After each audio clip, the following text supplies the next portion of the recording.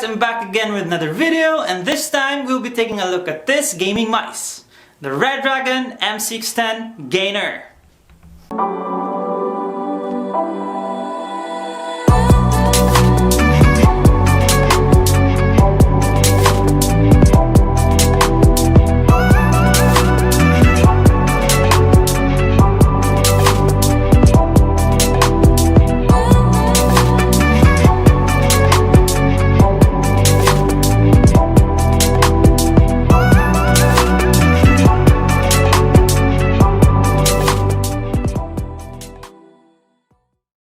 So, if you're a gamer, then probably na-familiar ka na dito sa brand na ito.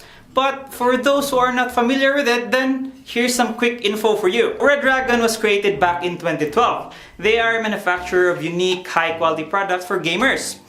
The company specializes in research, development, and manufacturing of gaming devices and accessories such as keyboards, mice, and mousepads. Although bago sila na brand, they seem to have products with really good quality. Personally, ginagamit ko ang isa sa mga mouse nila at isa sa mga headset nila. And from my experience, maganda yung quality ng mga products nila. In terms of packaging, I think Redragon has really done a great job on this one.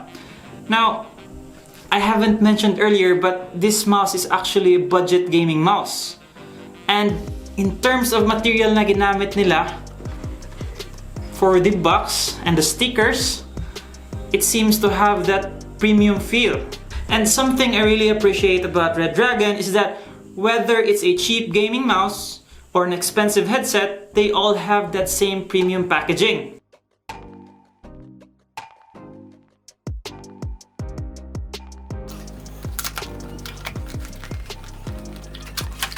Okay, inside the box, you have the gaming mouse, the usual Redragon manual, and a Redragon sticker.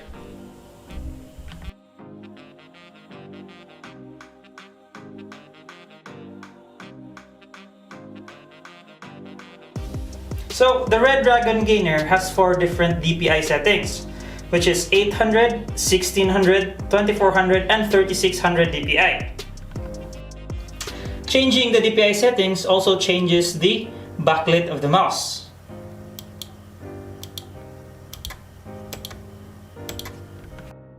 When it comes to polling rate, the Gainer is a bit subpar in this category.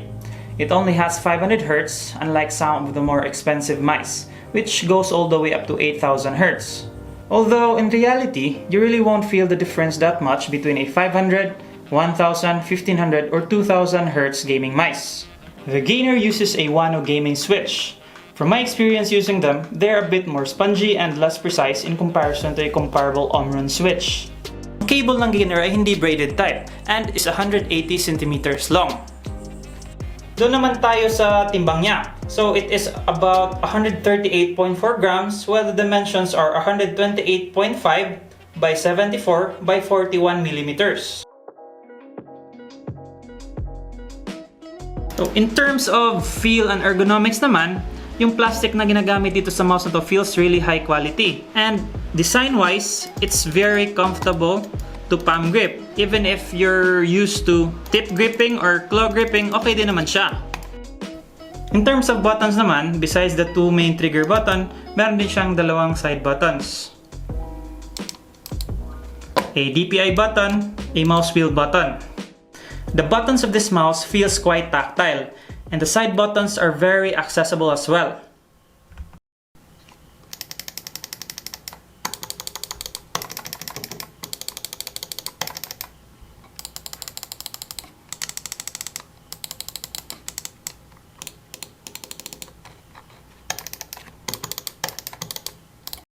So, trying the human benchmark reaction time test with the Gainer and my gaming mouse, I found that the results are more or less the same, or at least hindi ko masyado na feel ang difference ng dalawa. Also, I did a polling rate test using Zowi's mouse rate checker, and the Gainer does go all the way up to 500 Hz, although this only happens with lateral cursor movement.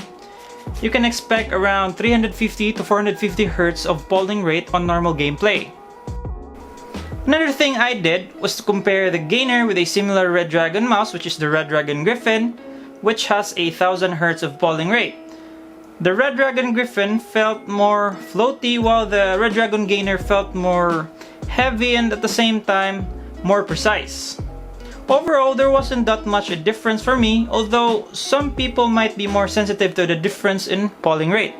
I've been using this mouse for about a week now and there are several things that I've noticed. Playing games that are slow or medium-paced games like Dota 2 or some other single-player games feels really great on this mouse. This is due to how the mouse is designed and its dimensions. The Gainer is just slightly wider and slightly larger than a traditional or your average gaming mouse. This means you can just place most of the weight of your hand on the mouse, which is why palm gripping this mouse feels really comfortable.